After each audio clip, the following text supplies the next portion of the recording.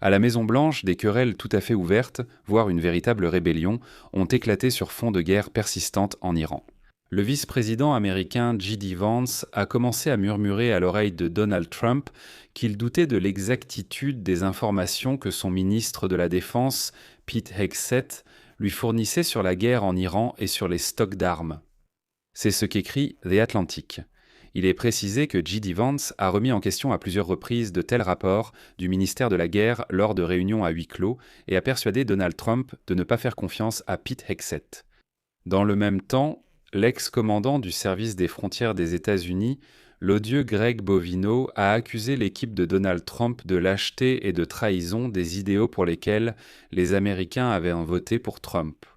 Il s'est avéré que Trump avait décidé de mettre fin au programme de déportation massive de migrants illégaux et de licencier Bovino par lâcheté. Du moins, c'est ce qui se dit. C'est ce que dit Bovino. Je m'appelle Alexei Petchy. Discutons-en ensemble. Mais avant de commencer, je vous demande de vous abonner à cette chaîne, de liker cette vidéo et d'écrire n'importe quel commentaire sous cette vidéo. De plus, abonnez-vous à ma chaîne Telegram Petchy News. Le lien se trouve dans la description de cette vidéo.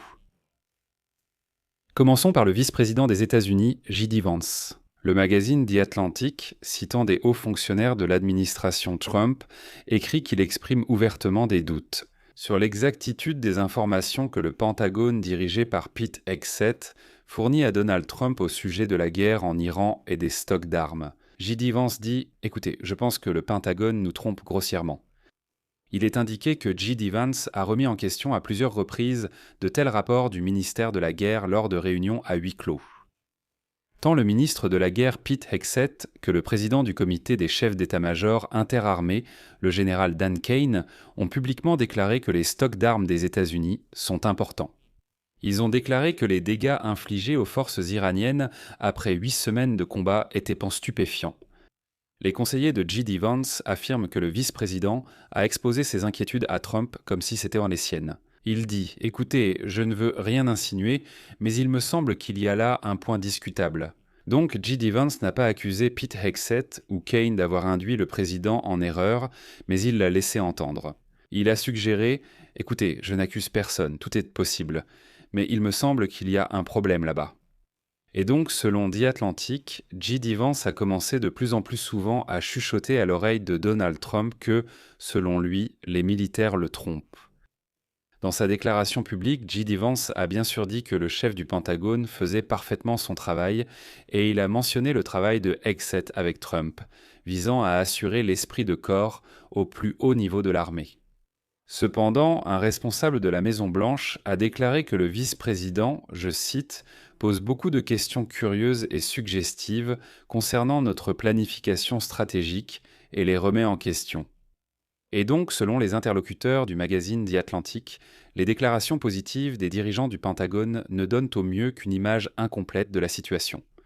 Selon ces évaluations internes, l'Iran conserve en réalité les 2/3 de ses forces aériennes, la majeure partie de ses capacités de lancement de missiles et la majorité de ses petites vedettes rapides, qui peuvent poser des mines et entraver la navigation dans le détroit d'Ormuz. Et voici ce qu'a souligné l'une des sources du journal. Du moins du point de vue de la reprise du commerce maritime interrompu, c'est une menace réelle.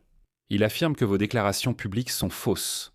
Et, un instant, les 2/3 des forces aériennes iraniennes, selon des informations confidentielles, ont été préservées.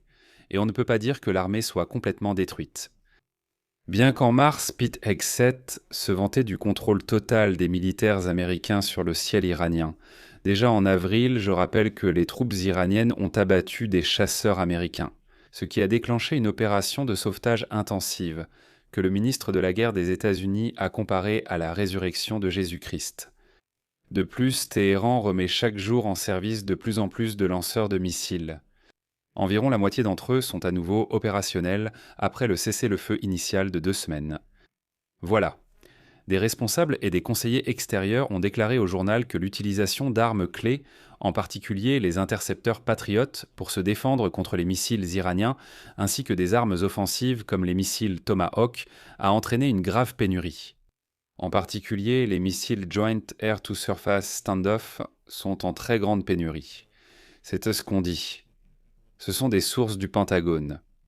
De plus, cette pénurie compromet la capacité des États-Unis à mener de futures guerres, malgré les efforts déployés pour accélérer la production de remplacements. Et donc J.D. Vance exprime son inquiétude concernant la pénurie de munitions lors de réunions avec le président et d'autres responsables de la sécurité nationale. Même avant la guerre avec l'Iran, ces stocks avaient été épuisés en raison d'une production lente et du transfert de munitions à l'Ukraine et à Israël. Des représentants du Pentagone ont averti que cette pénurie met en danger la capacité des militaires à l'emporter dans un conflit hypothétique contre la Russie ou la Chine. Et c'est ici que tout devient vraiment intéressant. Le vice-président américain J.D. Vance était sceptique quant aux avantages d'une attaque contre l'Iran, même avant le début de cette guerre. Je rappelle que même Donald Trump a publiquement reconnu que J.D. Vance, je cite, était peut-être moins enthousiaste à propos du conflit, qui s'est avéré extrêmement impopulaire auprès des électeurs américains. C'est pourquoi J.D. Vance s'en sert désormais avec prudence pour faire avancer sa candidature à la présidence des États-Unis en 2028. En gros, il dit « Je vous l'avais bien dit, je vous avais prévenu avant même la guerre des conséquences que cela pouvait avoir. » Et d'ailleurs, Vance laissait entendre à l'époque qu'il était contre ces guerres sans fin. Nous pourrions nous retrouver impliqués dans une autre guerre comme celle en Irak ou en Afghanistan. Et plus Trump paraît mal dans cette situation, mieux c'est pour J.D. Vance. Cependant, il faut rappeler que J.D. Vance doit trouver un équilibre et conserver le pouvoir sans se brouiller avec l'équipe. Eh bien parce que cette équipe de Trump va simplement l'abandonner d'ici 2028. Et je rappelle que J.D. Vance s'est également opposé en 2025 aux frappes contre l'Iran et les Houthis du Yémen. Donc sur la question de la guerre, il a déjà un bon bagage pour les élections, si jamais elles se déroulent sur fond de défaite de Donald Trump. Mais J.D. Vance n'est pas le seul à être mécontent de la situation. Vous vous souvenez de cet homme charismatique en long manteau qui parcourait les rues et dispersait les manifestations aux États-Unis lorsque le service de migration faisait n'importe quoi à Minneapolis.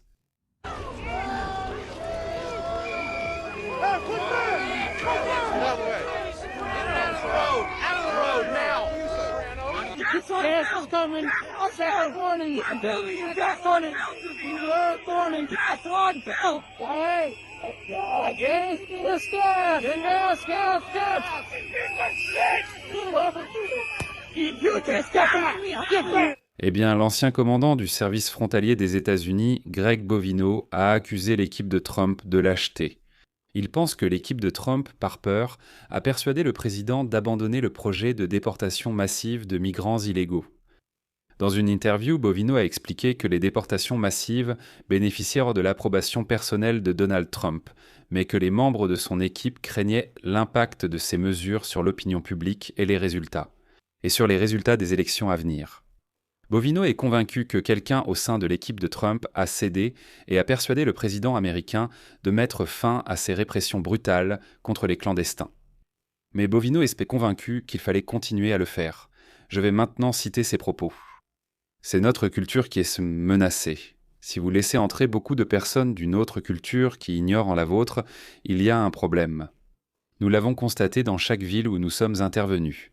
Notre culture est en danger. De la part de millions d'étrangers indifférents à votre culture, à notre histoire et à nos convictions.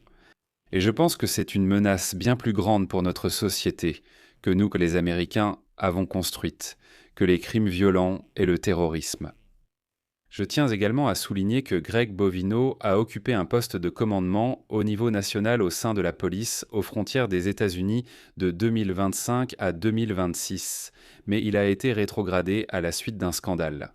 Il avait le droit d'entrer en service à Minneapolis et en mars 2026, il a annoncé qu'il quittait la fonction publique fédérale. Et maintenant, il ne fait que dire qu'il y a des lâches dans l'équipe de Trump. Eh bien, il semble qu'il n'y ait vraiment pas que du bon dans l'équipe de Trump. Je vais m'arrêter là. Donnez votre avis et vos conclusions dans les commentaires sous cette vidéo. Abonnez-vous à la chaîne, activez la cloche. Et n'oubliez pas de mettre un j'aime. Si vous souhaitez soutenir le travail de cette chaîne YouTube, vous pouvez le faire en faisant un don via les liens et les coordonnées dans la description de cette vidéo ou via le QR code affiché à l'écran. C'est tout pour aujourd'hui. Prenez soin de vous. À bientôt à tous.